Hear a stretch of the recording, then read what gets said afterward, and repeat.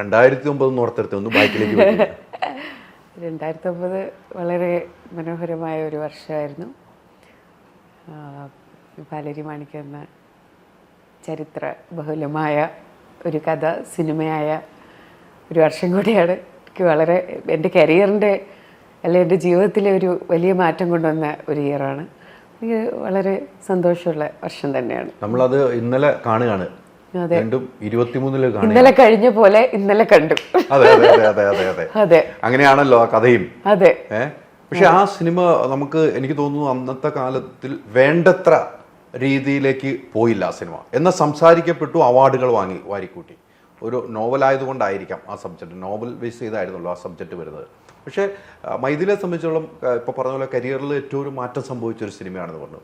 എങ്ങനെയാണ് അന്ന് ആ സബ്ജക്റ്റിലേക്ക് മൈഥിലി എത്തിയത്?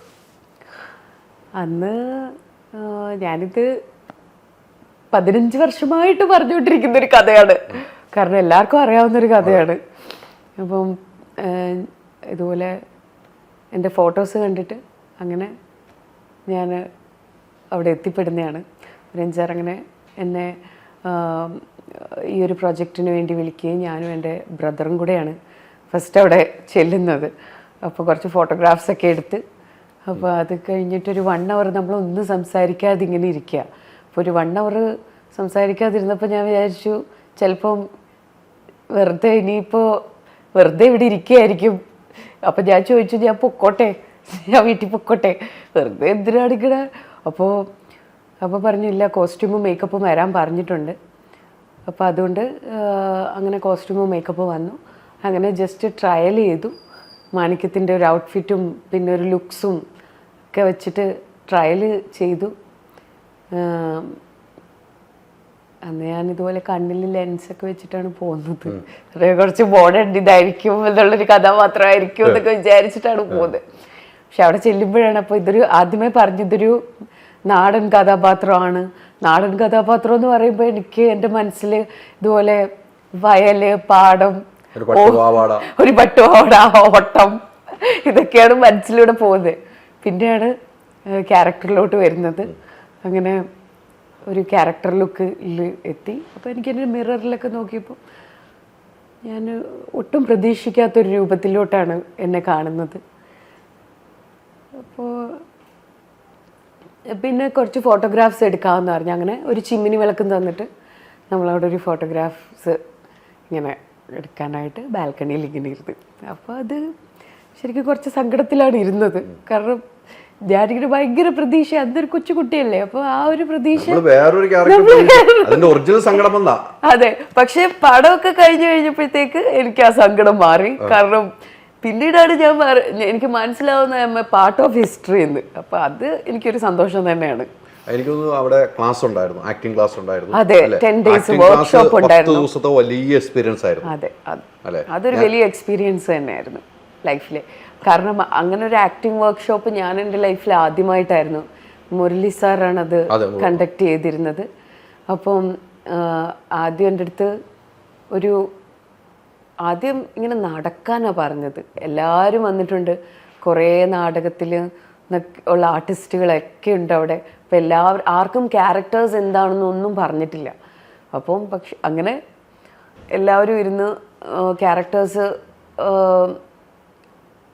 പക്ഷെ നമുക്ക് ഓരോ വർക്ക്ഷോപ്പ് തന്നു. നമ്മളെ എല്ലാവരും ഒന്ന് ഫ്രീ ആക്കുക എന്നുള്ളൊരു ഉദ്ദേശമാണ് കുറച്ചും കൂടെ എനിക്ക് തോന്നുന്നത്. എല്ലാവരും തമ്മിലുള്ളൊരു ഇൻറ്ററാക്ഷൻ, അപ്പോൾ കുറച്ചും കൂടെ ഒരു ഫ്രീ ആയിട്ട്, ആ ഒരു ഇൻഹിബിഷൻസ് ഒന്നും ഇല്ലാണ്ട് അങ്ങനത്തെ ഒരു ഇതിലോട്ട് മാറ്റിയെടുക്കുക എന്നാണ് എനിക്ക് തോന്നിയത്. എനിക്ക് തന്നത്, എനിക്കൊരു അടുപ്പ് എങ്ങനെയാണ് തീ കൂട്ടി കത്തിക്കുന്നത് എന്ന് കാണിച്ചു തരാൻ പറഞ്ഞു. അവിടെ അടുപ്പില്ല, തീയില്ല, ഒന്നുമില്ല. പക്ഷെ ഒന്ന് അഭിനയിച്ച് കാണിക്കാൻ പറഞ്ഞു. എനിക്ക് അഭിനയം ഒന്നും അറിയില്ലല്ലോ. ഞാനാകെ ആദ്യമൊക്കെ കുറച്ച് നാണിച്ചൊക്കെ നിന്നെങ്കിലും പിന്നെ എല്ലാവരും ചെയ്യുന്നതൊക്കെ കണ്ടപ്പോഴത്തേക്ക് കുറച്ച് ആ ഇൻഹിബിഷൻസ് ഒക്കെ മാറി, കുറച്ചുകൂടെ അവരുടെ കൂട്ടത്തിൽ ഒരാളായിട്ട് മാറി. കരിയറിലൊരു നമ്മൾ സിനിമാ മേഖലയിലേക്ക് ഒരു കൈപിടിച്ചുയർത്തിയ ഈ സിനിമയാണ്. അതിന് കുറേ കഥാപാത്രങ്ങൾ ചെയ്തു വെച്ചിട്ടുണ്ട്. കുറേ കഥാപാത്രങ്ങൾ ചെയ്തു അല്ലേ? വലിയ കൃത്യമായിട്ട് പറഞ്ഞാൽ എനിക്കൊന്നു 2000 ചട്ടമ്പി വരെ ആണ് ലാസ്റ്റ് സിനിമയായിട്ട് ചെയ്തിരിക്കുന്നത് അല്ലേ? ചട്ടമ്പി വരെയാണ് സിനിമ. മൊത്തം എത്ര സിനിമയാണ് ചെയ്തിരിക്കുന്നത് ഇപ്പോൾ കണക്ക് കൂട്ടിയാൽ? വെറുതെ ഒന്ന് കണക്ക് നോക്കിയാൽ, ഓടിച്ചു നോക്കിയാൽ അറൗണ്ട് ഒരു 40 മൂവീസ് കഴിഞ്ഞിട്ടുണ്ടാവും. ഇടയ്ക്കൊക്കെ ഗ്യാപ്പ് എടുത്തിട്ടാണ് ചെയ്യാറുള്ളായിരുന്നു. ഗ്യാപ്പ് എടുത്തിട്ട് അത് എപ്പോഴും അതെ, പണ്ട് തൊട്ട് അങ്ങനെയായിരുന്നു.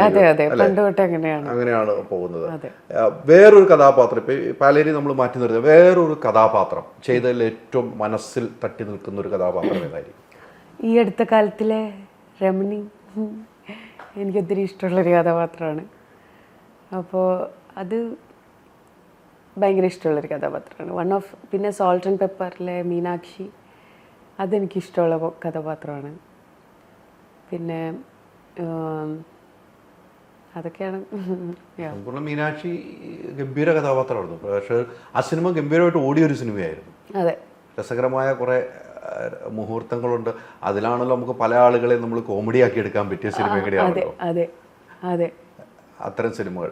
ഈ സിനിമകളൊക്കെ ചെയ്യും തോറും നമ്മൾ ഓരോ സിനിമകൾ ചെയ്തു വരുമ്പോൾ അടുത്ത കഥാപാത്രങ്ങൾ നമ്മളെ തേടി വരുമ്പോഴും ഈ ഒരു വർഷമൊക്കെ 2 വർഷം ഗ്യാപ്പിടാനുള്ള ഒരു മാനസികമായിട്ട് എങ്ങനെയാണ് തയ്യാറെടുക്കുന്നത്? നമുക്ക് വേണ്ട, ഇനി കുറച്ച് കഴിഞ്ഞിട്ട് ചെയ്യാം, അങ്ങനെ തോന്നാനുള്ള കാരണം എന്താണ്? വേണ്ടാന്ന് വെക്കുന്നതല്ലല്ലോ. നമുക്കിപ്പോൾ നല്ല കഥാപാത്രങ്ങൾ ചിലപ്പോൾ നമുക്ക് സ്റ്റോറി കേൾക്കുമ്പോൾ തോന്നുമായിരുന്നു. അപ്പം അന്ന് എന്ന് പറയുന്നത് 2009 ഇങ്ങനെ സോഷ്യൽ മീഡിയ ഒന്നും ആക്റ്റീവ് അല്ലാത്തൊരു കാലഘട്ടത്തിലാണ് സിനിമ റിലീസാവുന്നത്.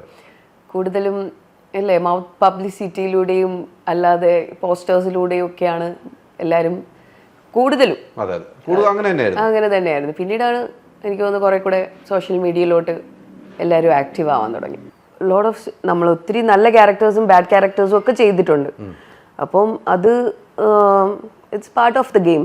അപ്പോൾ അത് എല്ലാവർക്കും ഒരു കരിയർ ഗ്രാഫിൽ അങ്ങനെ ഉണ്ടാവും. നല്ല മൂവീസ് ഉണ്ടാവും, അതിൻ്റെ ആ ഒരു ബാഡ് മൂവീസ് ഉണ്ടാവും. അപ്പോൾ അതിനെ ഞാൻ അങ്ങനെ കാണുന്നുള്ളൂ. അങ്ങനെ ഉപേക്ഷിച്ച സിനിമ, വേണ്ടാതെ വെച്ച സിനിമകൾ ഉണ്ടാവുമല്ലോ, പിന്നീട് അത് വേറെ ആക്ടേഴ്സ് അഭിനയിച്ചു, അത് കാണുമ്പോൾ എന്ത് തോന്നുന്നു? ആ സിനിമ ചിലപ്പോൾ ഹിറ്റായിരിക്കാം, ചിലപ്പോൾ അങ്ങനെ തോന്നിയിട്ടുണ്ട്. ചിലപ്പോൾ എനിക്കത് അനുയോജ്യമായിരിക്കില്ല, അവർക്കത് കുറച്ചും കൂടെ അനുയോജ്യമായിരിക്കാം.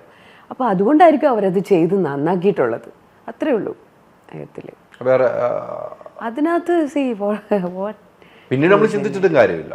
പിന്നീട് അങ്ങനെ ചിന്തിക്കേണ്ടി വന്നൊരു ശരിക്കും നല്ല മൂവീസൊക്കെ അങ്ങനെ വന്നിട്ടുണ്ട്. ആക്ച്വലി നമ്മൾ മാറിപ്പോയിട്ടുണ്ട്. നമ്മൾ ആ ക്യാരക്ടറിൽ നിന്ന് നമുക്ക് ഇഷ്ടപ്പെട്ടിട്ട് നമ്മൾ ആ ക്യാരക്ടറിൽ നിന്ന് മാറിപ്പോയിട്ടുണ്ട്. മാറ്റിയതാണോ മാറിപ്പോയതാണോ അത് നമുക്ക് അറിയില്ലല്ലോ. നിന്റെ നമ്മൾ സ്വയം മാറിയതാണോ? അല്ലല്ല, സ്വയം മാറിയതാണോ? സ്വയം മാറിയിട്ടല്ല, നമ്മളിങ്ങനെ നമ്മളെ ഇങ്ങനെ ഫൈനൽ ചെയ്യാനായിട്ട് എല്ലാം ഇത് ചെയ്തിട്ട് നമ്മളത് ഈ ക്യാരക്ടേഴ്സിൽ നിന്ന് മാറിപ്പോയിട്ടുണ്ട്. അങ്ങനത്തെ ചിലപ്പം എന്നെക്കാൾ നന്നായി പെർഫോം ചെയ്യുന്ന ആർട്ടിസ്റ്റുകൾ ഉണ്ടായിട്ടുണ്ടാവും. അതുകൊണ്ടായിരിക്കാം ഞാൻ അതിനെ അങ്ങനെ കാണുന്നുള്ളൂ. വിശ്വസിച്ച് നമ്മൾ സ്വയം മനസ്സിനെ അങ്ങനെ തൃപ്തിപ്പെടുത്തി നമ്മൾ മാറുന്നു. അതെ, അതാണ് എന്റെ ശരിയെന്ന് തോന്നുന്നു അല്ലേ? അതായിരിക്കാം ശരി. വേറെ നമ്മൾ ചിന്തിക്കേണ്ട കാര്യമില്ല. വേറെ ഞാൻ ചിന്തിക്കാറില്ല. ഇത് എന്റെ ഓണം, എന്റെ മൈജി ഓണം മാസോണം സീസൺ 2.